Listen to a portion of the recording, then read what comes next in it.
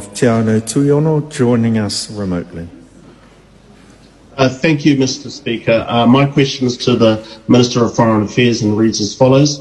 Will she urge the Indonesian government to stop the abuse of the human rights of West Papuans protesting against the further division of their country into provinces against their wishes?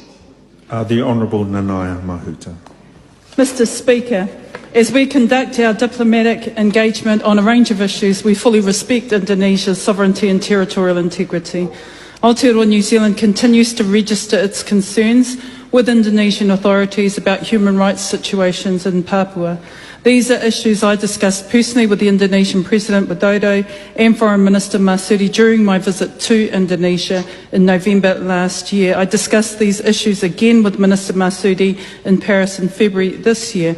In my engagement with the Government of Indonesia, I've encouraged them to deliver on the goals and principles underpinning special autonomy for the benefit of all Papuans, including recognition of the rights of Indigenous peoples in Papua. Supplementary. Does she still support the call from the Pacific Islands Forum leaders for the Office of the United Nations High Commissioner for Human Rights to be permitted to visit West Papua? And if so, what will she do in addition to meeting with the Commissioner?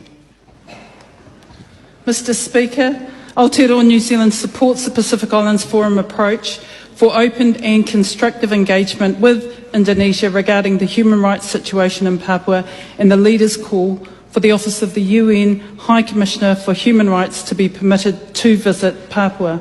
When I met with the High Commissioner for Human Rights, Michelle Bachelet, in Geneva this year, I was clear that Aotearoa strongly supports the work of the United Nations Human Rights Council and encourages all states to allow access for visits. We're going now to Golriz Garaman, joining us remotely.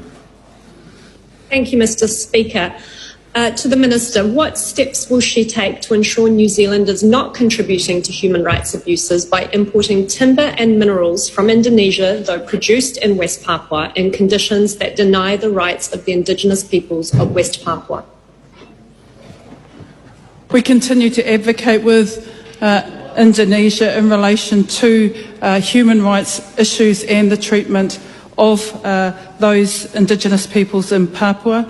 Again, we respect their sovereignty, we raise these issues with them, it is upon them to act. Te Anau Tuiono remotely. Does she support the call from West Papuans for a referendum on self-determination for their people? Mr. Speaker, we fully respect, as I said, the sovereignty and territorial integrity of Indonesia. A point of difference that New Zealand has to offer other countries is a comparative example in relation to the expression of Indigenous rights and interests. But let me be clear, the context for which New Zealand is able to share its experience will differ to other countries. I am aware that these are sensitive issues and that it's not often easy for other countries to deal with Indigenous matters. We continue to encourage active dialogue between all parties within Indonesia to find a way forward, and if called on, New Zealand will share its experience.